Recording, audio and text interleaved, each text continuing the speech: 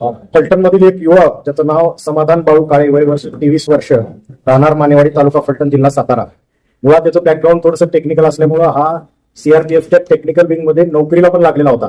साधारणतः महिनाभरापूर्वी हा तिथून भगोडा होऊन परत आपल्या गावी तो मूळ फलटणला आलेला होता. त्याच्यावर नोकरीत लागण्यापूर्वी पण काही गुन्हे होते आणि आता सुद्धा त्याने तिथून पळून येऊन भगोडा होऊन त्याने गुन्ह्याचं सत्र लावलं होतं.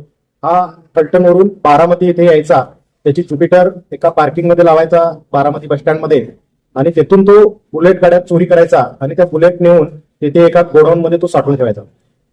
या पद्धतीचे गुन्हे गेल्या महिनाभरामध्ये बारामती शहर, बारामती तालुका, माळेगाव या हद्दीमध्ये वाढलेले होते. बुलेट चोरी गेल्याची संख्या आणि गुन्हे दाखल होण्याची संख्या पण वाढलेली होती.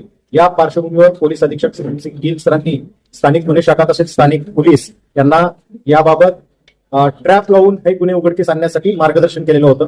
त्यानुसार स्थानिक गुन्हे शाखेचे पोलीस निरीक्षक प्रमोद क्षीरसागर आणि बारामती तालुका पोलीस स्टेशनचे प्रभारी अधिकारी नारायण पवार आणि या स्थानिक गुन्हे शाखेमध्ये असलेले अधिकारी PSI वाळुंज, PSI कारंडे, सुलतान डांगे, तुषार चव्हाण, रईस मुलानी, गणेश डेरे, बारामती तालुका पोलीस स्टेशनचे एकशिंगे, दळवी, थोरवे, मनोज पवार, सुरेंद्र वाघ, जितू शिंदे, भरत खारतुडे, जयश्री आठवडे, विठ्ठल तरंगे अशा या सर्व टीमनी, सगळ्यांची नावं घेणं शक्य नाही, या सगळ्या टीमनी यामध्ये जिथून बाईक चोरी केलेल्या होत्या तिथून असणारे सीसीटीव्ही फुटेजचे सोर्सेस आणि गोपनीय माहिती यावरून एक निळ्या रंगाची ज्युपिटर गाडी आपल्या शहरात येते आणि ती हे वाहन चोरी करून जाते अशी माहिती मिळाली.